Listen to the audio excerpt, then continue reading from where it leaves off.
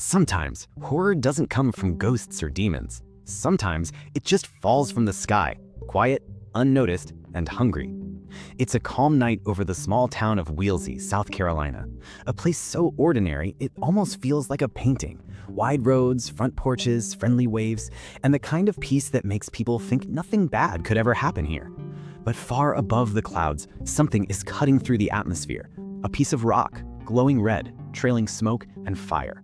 It burns across the night sky, then crashes into the woods beyond the town limits. No one sees it happen. No one except one man, Grant Grant.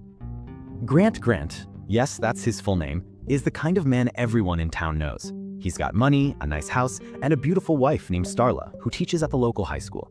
But beneath the small town smiles, their marriage is quietly falling apart. Starla still cares for him, but there's distance in her eyes, and Grant feels it. He's possessive, lonely, and desperate to feel like the center of her world again. That desperation is what leads him into the woods one night, after too many drinks and one too many jealous thoughts. He ends up at a bar where he runs into Brenda Gutierrez, an old fling. She's flirtatious, friendly, and before long, they're out in the forest, half drunk, laughing under the stars. But the laughter stops when they find the crater. The earth is still smoking. Inside it lies a glistening, pulsating mass, like a living piece of muscle, shifting under its own skin. Grant leans closer, morbidly fascinated, and then without warning, the thing opens. A spear-like tendril shoots out, piercing his chest, and a slug-like organism forces itself under his skin. Grant collapses, gasping, and when he rises again, his eyes are glassy. He's still Grant on the outside, but something alien now shares his mind. At first, it's subtle. He comes home acting strange, too calm, too polite. He showers Starla with affection, flowers, compliments, but when he touches her, his skin feels wrong. He twitches, his muscles ripple. She tries to ignore it, tells herself it's just him trying to make things right. Days pass. Grant starts buying raw meat, pounds of it, then whole animals. The neighbors think it's weird, but in Wheelsy, gossip dies quickly. Starla begins to notice the locked basement. Every time she asks what's down there, Grant changes the subject. When she finally goes down herself, she finds the walls covered in slime and a trail of half-eaten meat leading to something hidden in the dark. She calls out his name, and the thing that answers isn't her husband anymore. His body twists, stretching like it's made of rubber. Tentacles burst from his torso as his jaw cracks open. Starla screams and runs, slamming the door behind her. By the time the police arrive, led by Sheriff Bill Party, Grant's gone. He's vanished into the woods, dragging his inhuman shape into the shadows. A wet explosion of blood and mucus floods the room, and hundreds of small slug-like creatures spill out. They move fast, scuttling across the ground, looking for mouths, noses, any opening they can find.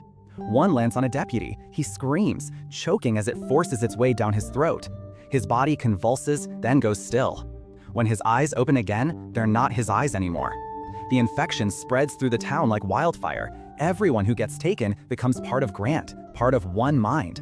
They move the same, speak the same, remember the same things. One woman approaches Starla, her face blank, her voice dripping with unnatural calm. "He misses you, Starla," she says. "He wants you home." That's when Starla realizes Grant isn't just killing people, he's collecting them, turning them into pieces of himself. Sheriff Party, Starla, and a handful of survivors, including a sharp-tongued teenage girl named Kylie, barricade themselves in City Hall. But the slugs find their way in, slipping through cracks and vents. In one of the film's most disturbing scenes, Kylie locks herself in a bathtub as a slug slides across the water toward her. It brushes her lips, almost entering before she grabs a hairdryer and electrocutes it. That's when she sees flashes in her mind, visions from the creature's memory. Planets consumed, civilizations turned into one massive connected organism. The thing inside Grant isn't random, it's ancient. It's done this before millions of times. And now it's doing it again, here in Wheelsy. Night falls. The survivors head for Grant's house, or what's left of it. The structure has transformed into something alien, walls pulsing, floors slick with slime. Bodies are fused together, writhing in slow, hypnotic rhythm.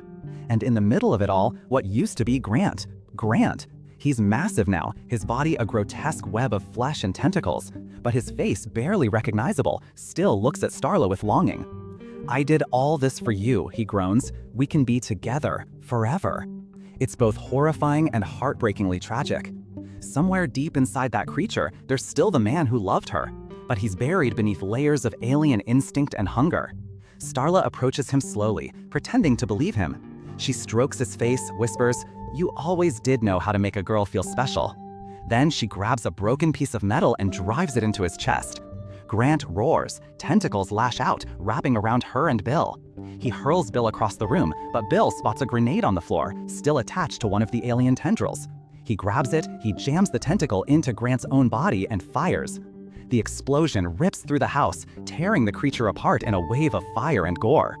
Outside, the infected townspeople collapse, the hive mind dying with its host. When it's over, the night is quiet again. The air smells of ash and blood. Starla and Bill stumble out of the wreckage, covered in slime, barely able to walk. They look around at what's left of Wheelsy, a town half-burned, bodies everywhere, the stars above them cold and distant. Bill looks at Starla and says, "You know, I think I liked it better when the weirdest thing in town was me." She almost laughs, almost, but her eyes are empty. She's lost too much.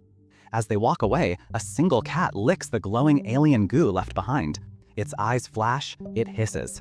Cut to black. Slither isn't just a monster movie. It's a love letter to the slimy, twisted horror of the 80s, to The Thing, Night of the Creeps, The Blob. But beneath the laughs and gore, it's a story about obsession, loneliness, and what happens when love turns into possession. Grant didn't just get infected by an alien. He was already infected with jealousy, with control, with a need to own the woman he loved. The alien just made it visible. And maybe that's the scariest part of all, that sometimes the monster isn't the thing from space. It's what's already inside us, waiting to be fed.